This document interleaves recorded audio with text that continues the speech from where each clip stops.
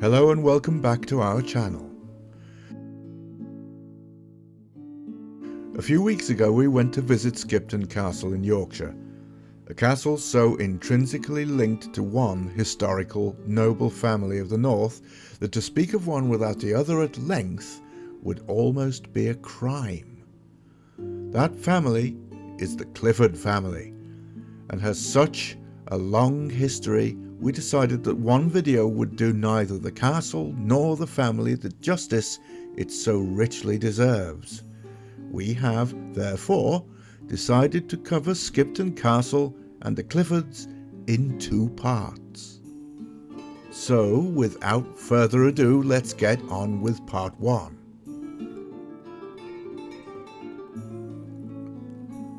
Skipton Castle, as you will soon see, is known to be one of the most complete and well-preserved castles in England. Its beginnings were in 1090, when a man by the name of Robert de Romilly built a timber fort here to repel the attacks of the Scots, instigated by Malcolm III of Scotland. Timber forts were of course no real defence, and sometime thereafter the fort was replaced with a stone castle. Within a few generations the Romilly line died out, and in 1310 King Edward II granted Skipton Castle to Robert Clifford, who was made Lord Clifford of Skipton and Guardian of Craven. Sadly, his possession of the castle was to be short-lived, as he died in 1314 at the Battle of Bannockburn, having ordered many improvements of the castle which were incomplete upon his death. The helm of Skipton was then taken up by Roger Clifford, Robert's son. He didn't fare much better than his father in terms of his longevity as Lord Skipton. He became involved in a rebellion against one of King Edward II's favourites, Hugh de Penseur the Younger, and therefore against the king himself. The rebel forces were challenged in battle at Boroughbridge in 1322, and Roger received severe wounds. He was forced to surrender and sentenced to death. He was hanged in March of the same year. His estates, including Skipton Castle, were forfeited. 5 years later, they were restored to his brother, Robert, who became 3rd Lord of Skipton. Right, so we're in the ancient chapel of St. John the Evangelist at Skipton Castle. And I'm going to read, yes, you've guessed it, from another plaque. It says the chapel is constructed of reddish-brown sandstone blocks, with the west end built directly onto earlier limestone bailey wall. Above this point may be seen a stone spouting, which evidently discharged water from the original lead roof. So let's take a look around at this.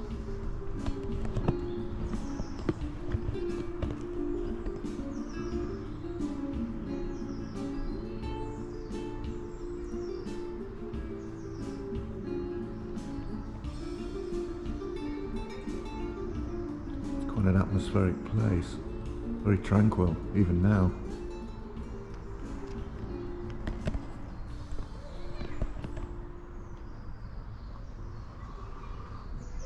Let's have a little look at what the plaque tells us, a little bit more.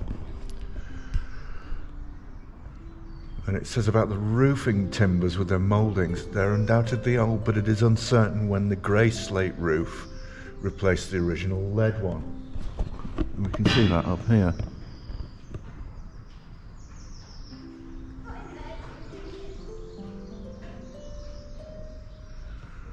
It says that the windows were leaded with traces of pale green glass have been found adhering to the remaining masonry. So I think that must be up there. Very interesting.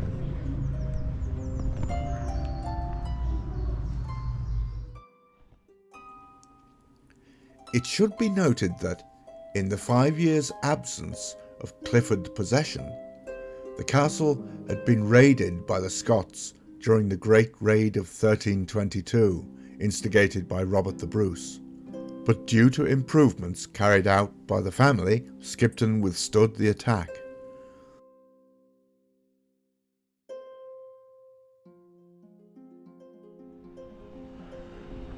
And now we're going up the stairs into the main part of the building.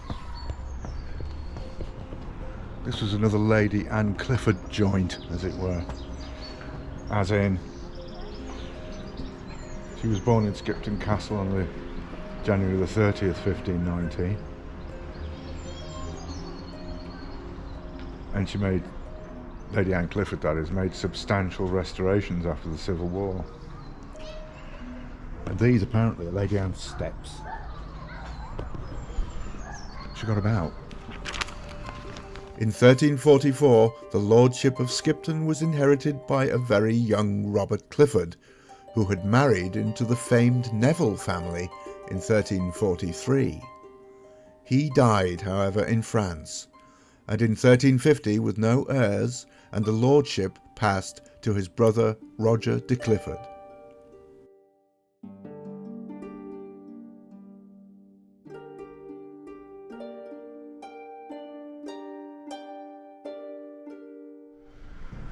Well, this is on my sheet here. We're approaching the inner castle.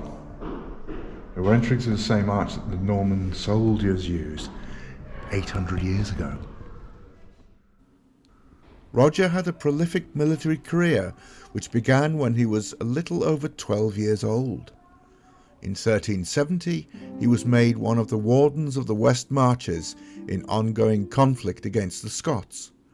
In 1385, he went with Richard II's expedition against Scotland with 60 men-at-arms and 40 archers, and in May 1388, he accompanied Richard Fitzalan in his naval expedition to Brittany. Not to be satisfied with a mere military career, Roger also held various political offices, having inherited the title of High Sheriff of Westmoreland. He was also made High Sheriff of Cumberland and Governor of Carlisle in 1377. He was summoned to all parliaments between December 1356 and July 1388, and was the trier of petitions from November 1373 to September 1377. He died on 13th of July 1389, a very wealthy man with estates in Yorkshire, Northumberland, Cumberland and Westmoreland, as well as other counties. Here we've entered a rather strange looking place, actually. I'm not quite sure. Yeah, it's an odd place, but there's a plaque. So this is a Norman fighting chamber, the northern. From this room on the north side of the Norman gateway, the guards could cover both the approach to the gate and wider field to the west and north. The twin gatehouse towers were part of the first stone castle built here and were incorporated into the even stronger castle structure in 1310. Interesting. Upon Roger's death, these estates, including Skipton Castle, passed to his son, Thomas de Clifford. Aside from these estates, in 1384, Thomas had also been granted, jointly with John Neville, custody of Carlisle Castle for life. In 1386, he had been made Warden of the West March, and in September 1388, he was the Master of the King's Horses. Thomas, it would seem, came to a mysterious end, though, after becoming involved in a brawl with Sir William Douglas, in which Douglas was killed. It is said that Clifford felt such remorse that he set off on a pilgrimage to Jerusalem, and in 1391 he died on an unnamed Mediterranean island. His estates and titles passed to his son, John Clifford, who was at the time only 3 years old.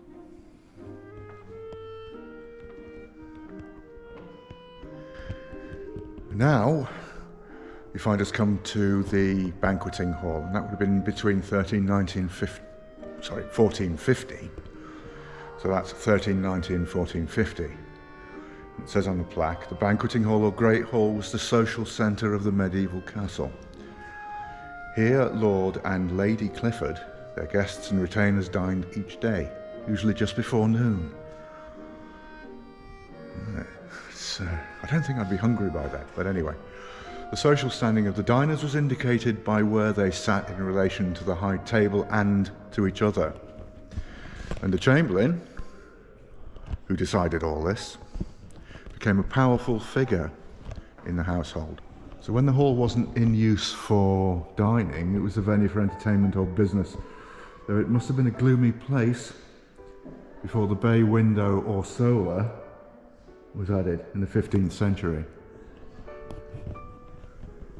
I think it just means it's a little bit more homely.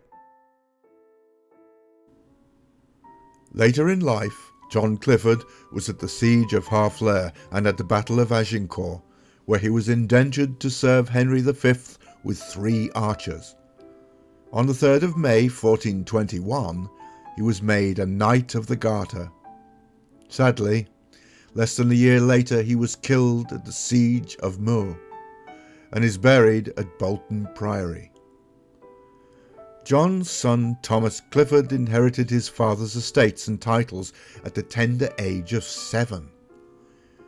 In May of 1455, he fought on the side of the Lancastrians in the First Battle of St. Albans in the Wars of the Roses, and was slain there on May the 22nd.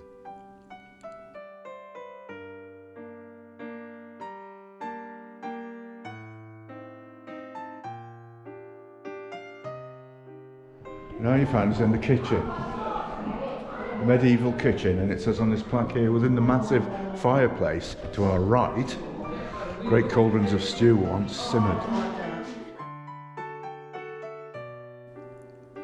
Continuing his father's footsteps was John, 9th Baron de Clifford, who became a Lancastrian military leader during the very wars which had claimed his father's life.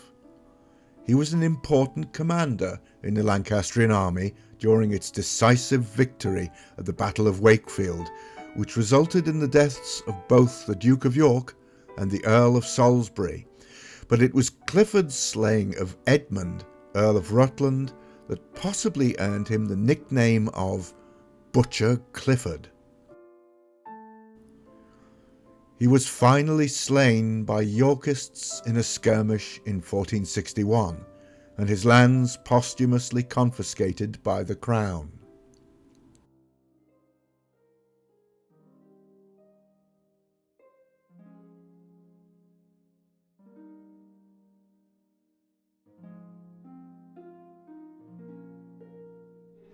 Yes, you've guessed it. It's a latrine.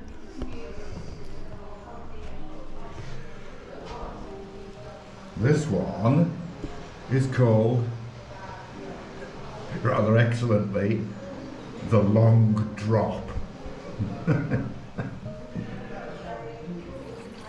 Again, breeches down, off it all goes, down straight into the river.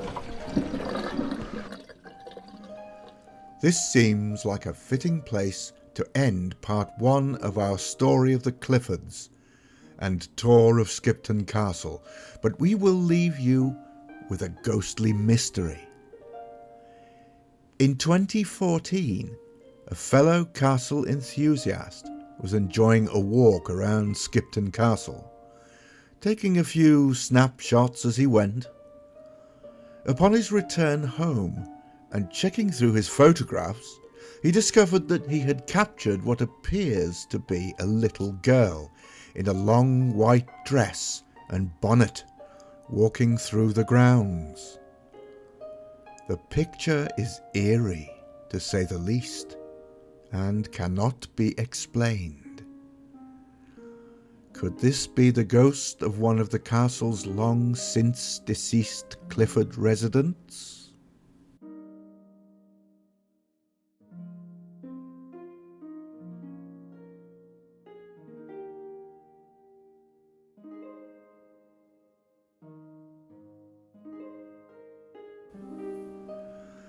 Thank you for watching as always, and be sure to join us for part 2